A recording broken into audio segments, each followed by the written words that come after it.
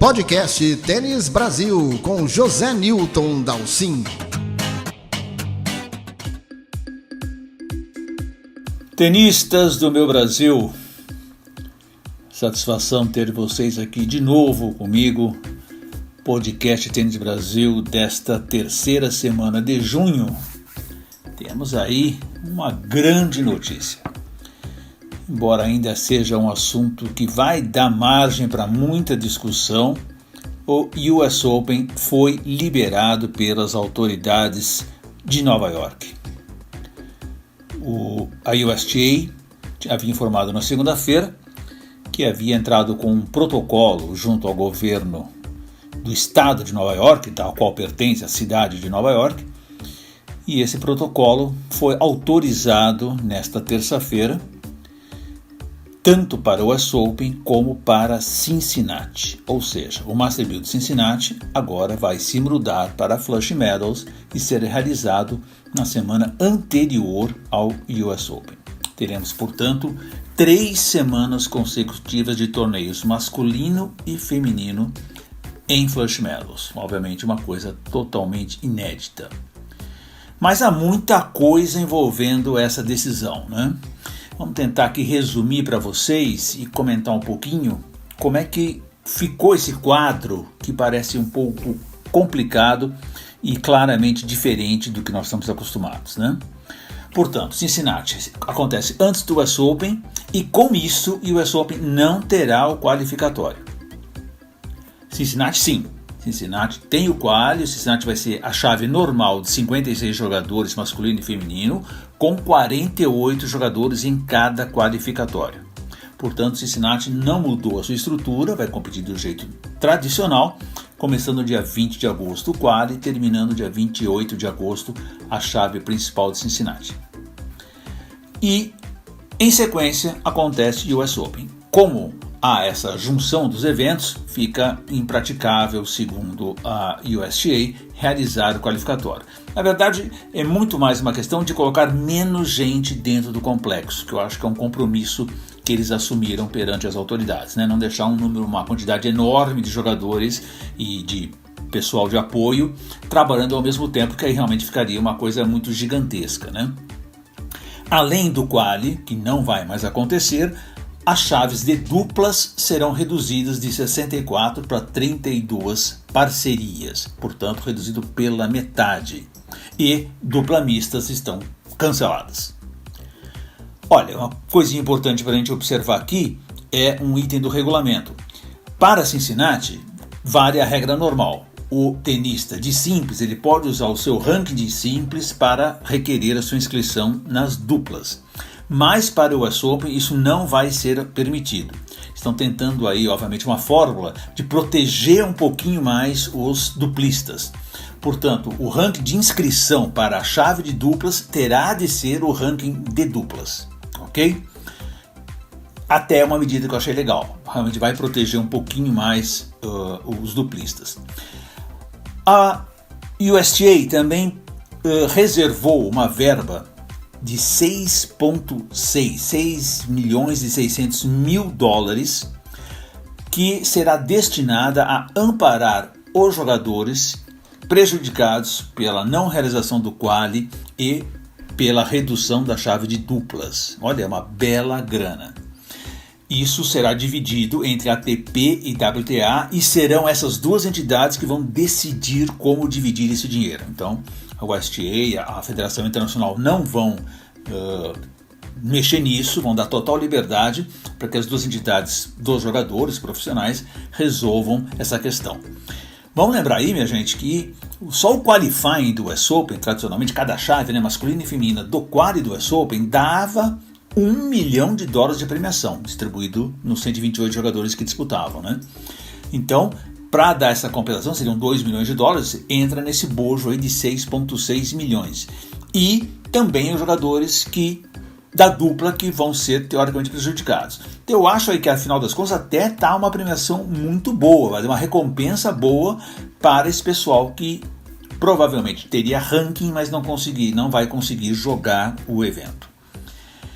Uma coisa também interessante que eu vi ainda falando sobre dinheiro é que segundo esse boletim que o US Open soltou hoje, né, pela USTA, a premiação total dos 4 torneios, então nós estamos falando de chave principal masculina e feminina de Cincinnati, junto com os quadris, mais chave principal de simples e duplas de masculina e feminina do US Open, ou seja, todos os 2 eventos juntos terão a premiação total de $60 milhões. Isso ainda incluindo as despesas de hospedagem e essa bolsa que eu acabei de contar para vocês de 6,6 milhões de proteção para os jogadores que não vão jogar. Ou seja, nós vamos precisar esperar aí que eles soltem esse quadro de premiação, deve acontecer aí um pouquinho mais para frente, né? Nós estamos distantes, então vamos aí mais de 2 meses ainda para acontecer o US Open, mas isso me indica uma redução bem grande na premiação dos jogadores. Eu estava olhando aqui, Cincinnati ano passado pagou $7 milhões total, com o campeão de Cincinnati faturando $1 milhão. Isso vale para masculino e feminino, porque vocês sabem, é uma lei federal nos Estados Unidos desde 1973, que competições esportivas que envolvem 2 sexos têm que pagar premiação idêntica nos 2 sexos. Então isso é uma lei federal, não é uma decisão sequer do evento. Portanto, Cincinnati pagava $1 milhão para cada campeão, 7 milhões total de bolsa para cada evento, nós estamos falando $14 milhões, e o US Open do ano passado pagou $57 milhões. Ou seja, só em premiação dos 2 torneios juntos, nós teríamos 71. E agora eles estão falando aqui numa redução de 71 para 60. Então, é uma bela redução de premiação, hein? Bem mais do que eu imaginava. Estamos falando aí de 20% de redução. E nesses 60 ainda estão inclusas as despesas de hospedagem, que eu vou falar um pouquinho mais para frente para vocês como é que vai funcionar, e essa bolsa de 6,6 milhões que vai ser dada para os jogadores que não forem. Então, vamos esperar aí para ver como é que vai ser esse quadro de premiação do US Open. Ano passado foram $3,5 milhões para cada campeão, né? Uma quantia absurda, né? $1 milhão, quase a mais do que o Wimbledon, por exemplo. E essa redução para mim vai acontecer, o que não me surpreende. Já tinha falado para vocês no outro podcast que para mim essa redução de premiação vai ser uma realidade que o tênis profissional vai ter que encarar nessa nova fase, pelo menos nos próximos meses, talvez em todo este ano, porque os promotores terão uma perda de receita enorme. O US Open não terá público, não poderá vender ingressos. Estamos falando em 800 mil pessoas que não vão poder ver o campeonato. Esse foi o público do ano passado no torneio todo. Então não vai ter o dinheiro de ingressos.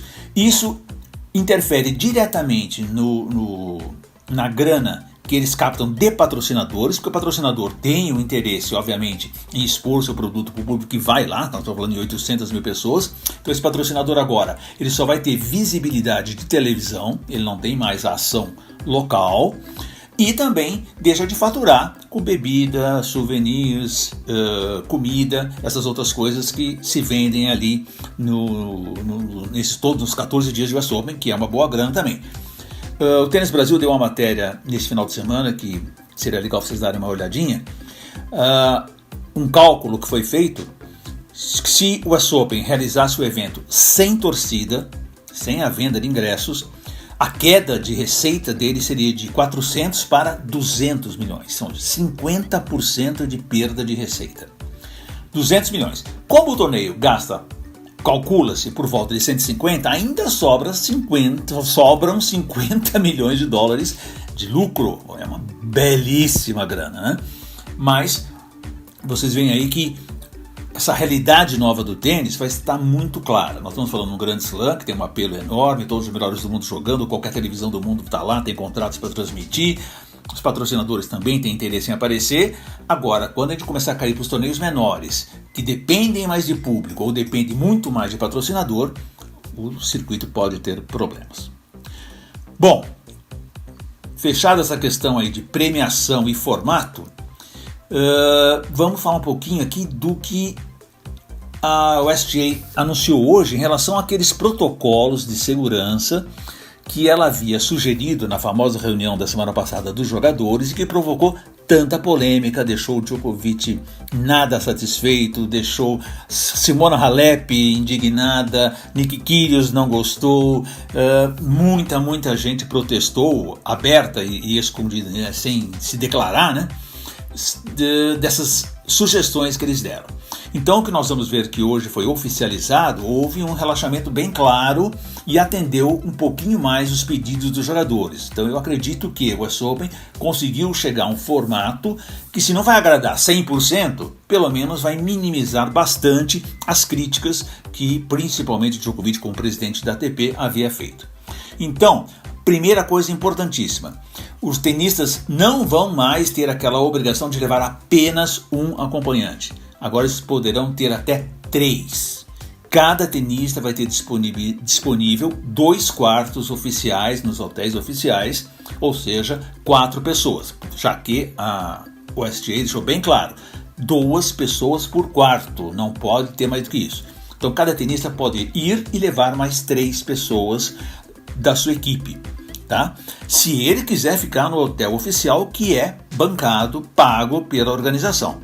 Se ele optar por alugar um apartamento ou uma casa lá em Manhattan, o que antes estava proibido, agora está liberado, ele vai poder fazer isso, mas ele vai arcar com todos os custos disso. Aliás, o Wimbledon faz exatamente isso, né? Quem não quer ficar nos hotéis de Wimbledon, aluga casa, os grandes jogadores todos fazem isso, mas eles pagam toda a sua despesa sem ter reembolso algum. Aliás, o USTA fez um cálculo que alugar uma casa, um apartamento em Manhattan, nesse período do evento, em que se supõe que um tenista importante vai lá até o finalzinho, final da segunda semana, é um gasto em torno de $40 mil, não é pouco dinheiro. Ok, então primeira situação que preocupava os tenistas foi afrouxada. Agora eles poderão ocupar até 2 quartos, portanto levar 3 membros da equipe. Também foi cancelada aquela ideia de ter voos fretados saindo de determinados pontos da Europa, Paris e Londres principalmente era a ideia, para que os tenistas fossem vistoriados antes de entrar nos aviões, fizessem testes negativos para entrar nos aviões, transportados para Nova York, onde eles ficariam ainda chegando no aeroporto, em hotéis próximos ao aeroporto e numa eventual quarentena. Isso, a regra também foi eliminada. Agora, cada tenista vai viajar por sua conta, ele decide como ele quer ir, e a USTA dá a garantia de que os tenistas irão entrar no país junto com a sua equipe sem nenhuma restrição de saúde, desde que eles mostrem, obviamente, passem no teste, mostrem que estão sem nenhum problema de saúde em relação ao Covid-19. Então, 2 situações bem diferentes aí, certamente tudo isso foi negociado no final de semana, para que caísse um pouco essa resistência que os tenistas estavam tendo em relação à participação no US Open, a viajar para Nova York, né?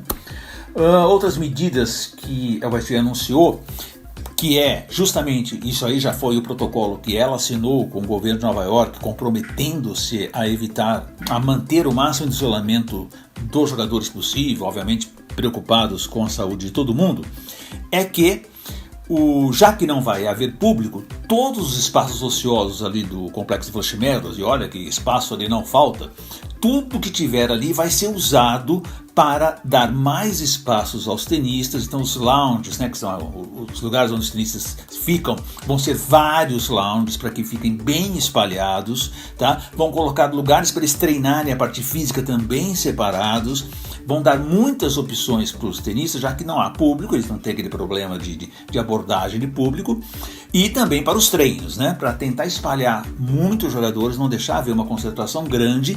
Então vai se usar o máximo possível de todo o espaço ocioso que vai haver em Flushing Meadows, né? Transporte também é uma coisa importante. Os jogadores que optarem poderão ter usar o transporte do evento, que geralmente é um ônibus grandão, tá?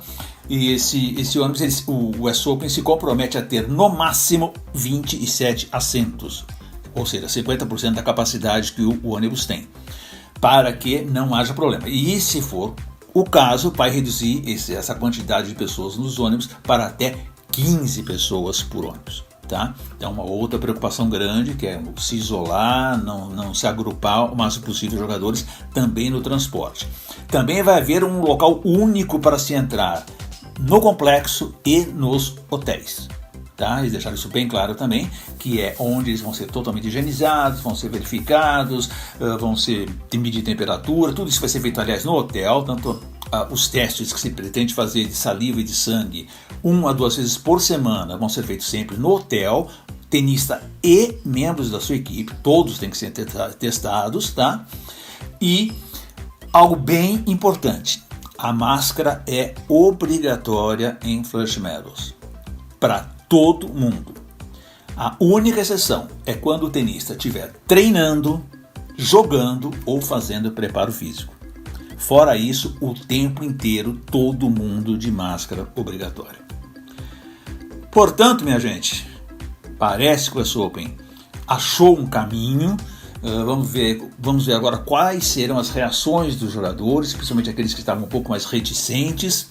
Hoje nós tivemos aí alguns muito felizes, se declarando felizes dessa chance do US Open acontecer. O Andy Murray ficou super motivado, Kei Nishikori, Naomi Osaka, vários tenistas aí já se manifestando a favor. A Serena, que no final de semana o técnico dela, o Patrick Mouratoglou, disse que ela estava receosa por causa do problema da filha, não queria ficar separada da filha tanto tempo assim, viajando para 2 campeonatos, ficar lá 3 semanas sem ver a filha.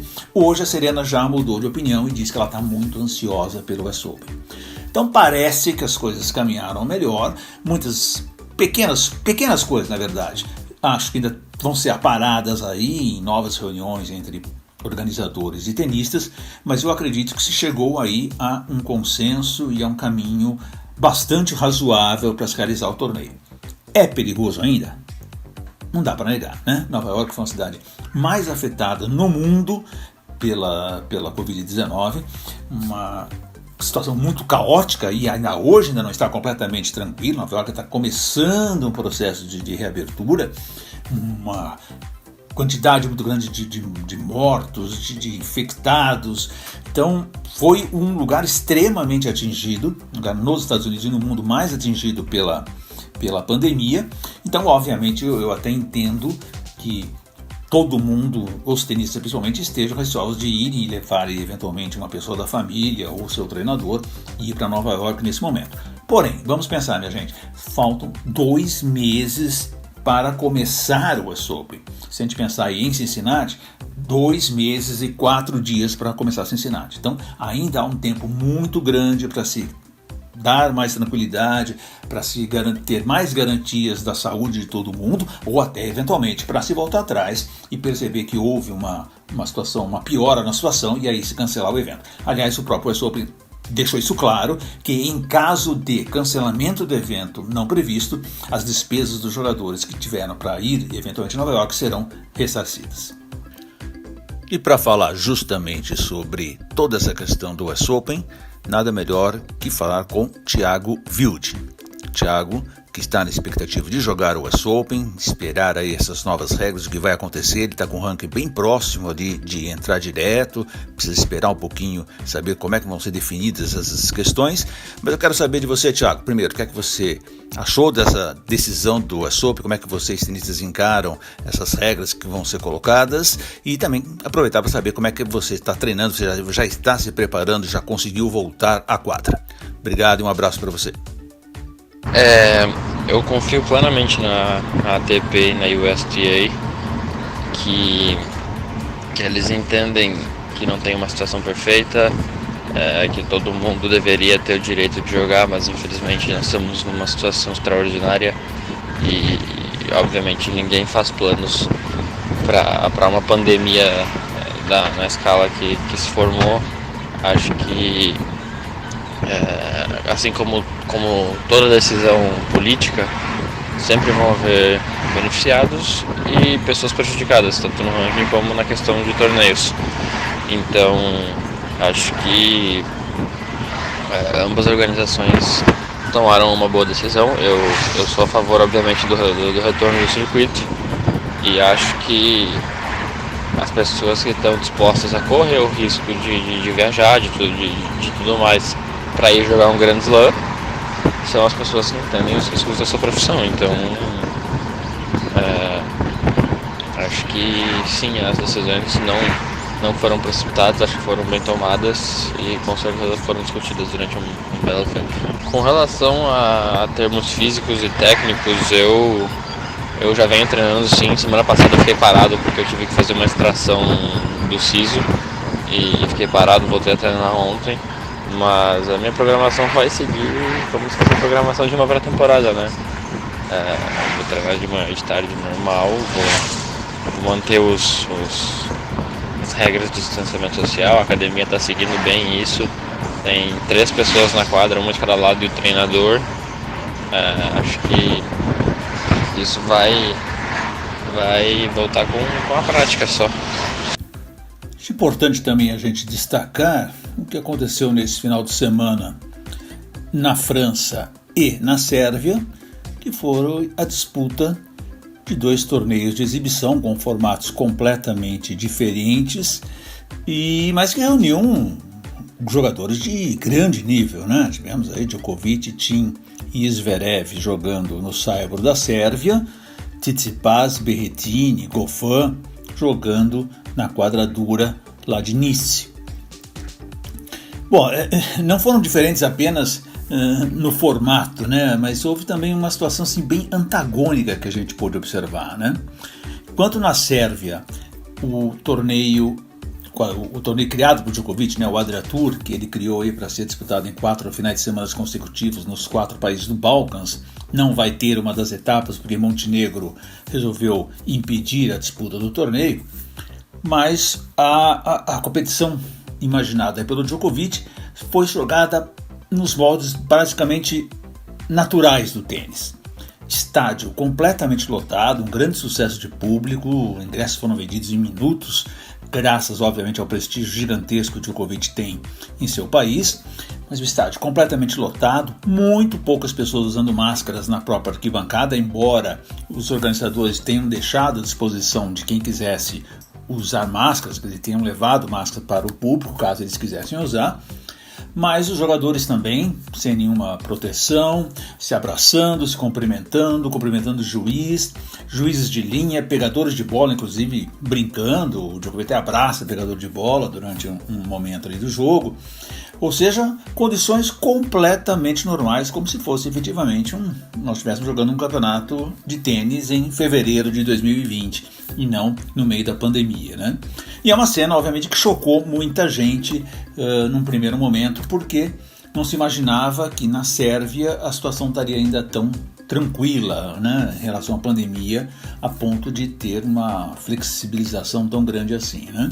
E radicalmente oposto, lá em Nice, os jogadores chegaram à quadra de máscara, havia o mínimo de pessoas possível dentro de quadra, os boleiros estavam de luva e de máscara, poucos juízes de linha, 0 de público. Até uma coisa engraçada, eles colocaram um áudio, né, que sempre que o jogador fazia uma boa jogada, eles soltavam uma manifestação de torcida, né, gravada em áudio para criar algum clima, né?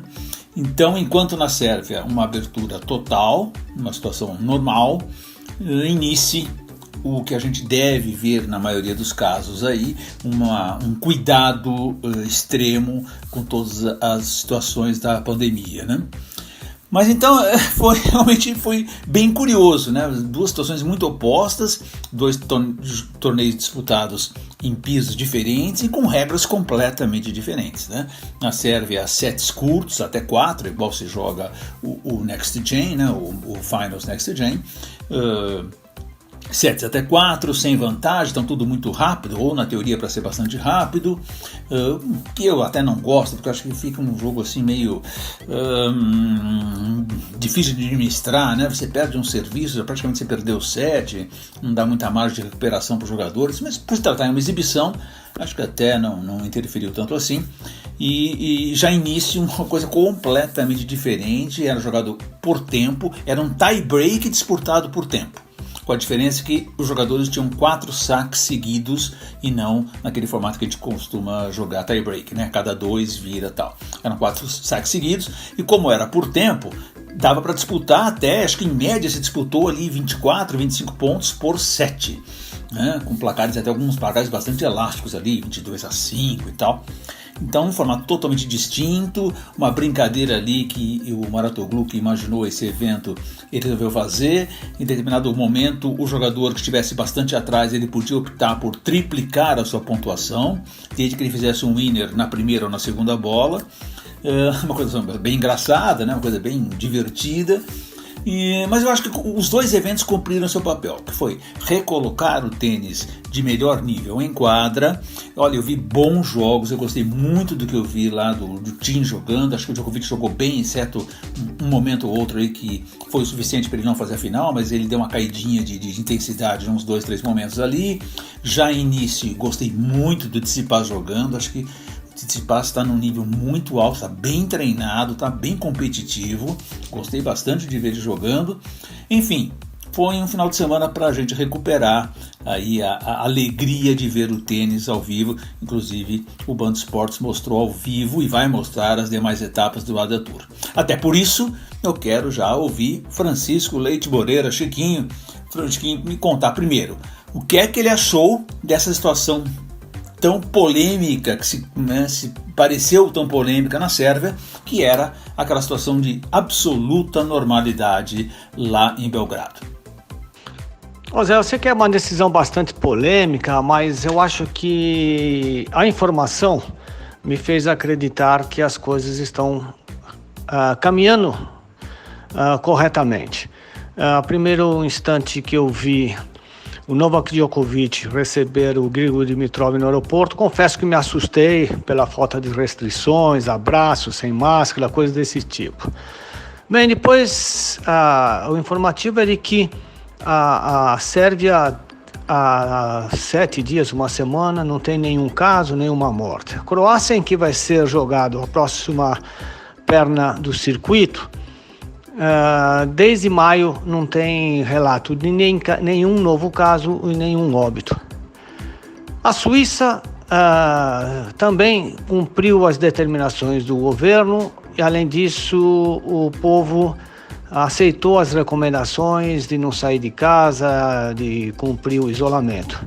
Resultado, a Suíça já abriu suas fronteiras para os países europeus. A Espanha já está recebendo turistas alemães. A Itália já está sendo aceita em vários países, inclusive a Suíça, com que faz fronteira no cantão italiano ali, saída pela cidade de Como, que justamente essa região do norte italiano foi o epicentro da pandemia na Itália. A minha maior preocupação é o que eu acho precipitada a disputa em Nova York ainda, mas amanhã, quarta-feira, muito provavelmente, eles devem anunciar que o circuito, que o US Open será jogado de portas fechadas. Já temos aí também uma possibilidade de calendário do segundo semestre, começando com Washington, fazendo os torneios de Madrid e Roma, Roland Garros. Aí teríamos também os torneios de Estocolmo, Basileia e o ATP Finals. Bem, esse é o caminho do qual eu tenho as informações. Restrições em Belgrado é aquilo que eu falei. Nós, infelizmente, temos esse problema porque vivemos não só uma pandemia, mas um pandemônio. E em relação ao nível técnico, Chiquinho, o que você pode me dizer? Eu, como já falei aqui no comecinho, gostei muito do Thiem jogando, achei que ele começou preso, depois ele se soltou bem, gostei de Djokovic e gostei bastante também do Tsitsipas lá em Nice, mas obviamente você não viu muito Nice, porque você estava mais focado nos jogos de Belgrado, né? Como é que você achou o nível técnico da competição em si? Na parte técnica, como era já de se esperar, notou-se uma acentuada falta de ritmo em praticamente todos os jogadores que disputaram essa primeira perna do Adrian Tour em Belgrado. Acho que podemos colocar como única exceção o campeão do torneio dessa fase aí, que foi o Dominic Thiem. Mas justifica-se pelo fato de que na Áustria os tenistas puderam voltar aos treinamentos bem antes de outros jogadores. Isso acabou revertendo nesse bom resultado do tenista austríaco em Belgrado. Aliás, Dominic Thiem mostrou embora seja apenas um torneio de exibição, com sets disputados apenas até 4, que ele está um degrau acima de muitos outros jogadores e pode fazer uma diferença muito grande. Agora, nessa volta dos tenistas, nessa volta do tênis profissional, muito provavelmente, já nos torneios de Washington, depois Cincinnati, US Open, muito provavelmente também nós poderíamos ter Madrid, Roma e Roland Garros. Ou seja, não sei como vai ser essa parte dos torneios nos Estados Unidos, onde a pandemia do coronavírus ainda não está totalmente controlada como em diversos países da Europa, como nós falamos agora há pouco. Novak Djokovic também mostrou um belíssimo tênis, muito animado em organizar esse evento, pedindo para que a ATP reconsidere o fato de colocar um torneio da ATP no calendário lá na Sérvia. Deixou muito claro que o país está muito bem organizado para realizar torneios de alto nível. Enfim, essa parte técnica também fica comprometida pelo fato dos sets serem jogados de uma forma diferente. Não ter vantagem, o que para muitos torna o jogo muito mais dinâmico, na minha opinião, deixa o jogo muito mais aberto também. Enfim, vi com bons olhos essa volta e num torneio bem organizado, com jogadores atuando relativamente bem para quem está voltando ao circuito, para quem está voltando às competições. E de qualquer maneira vejo que o tênis vai ter bons jogadores nesse segundo semestre, mas eu acho que restrito aos europeus. É isso aí, Chiquinho. Muito obrigado pela tua presença aqui no podcast. Continuaremos acompanhando as etapas do Adria Tour lá do Band Esportes. E você sabe, Roland Garros, pelo jeito, está encaminhado. E o Band Esportes também transmite ao vivo o Grand Slam do Saibro. Muito obrigado a vocês todos pela atenção aqui no podcast. Semana que vem estamos de volta. Lembrando a você que, se você quiser sempre ser avisado do novo podcast no ar, das nossas novidades, você se inscreve lá no YouTube. Clica na nossa página, se inscreve lá para você receber os avisos de quando o podcast vai ao ar. Um grande abraço para vocês todos, até a semana que vem. Este foi o podcast Tênis Brasil com José Newton Dalcin.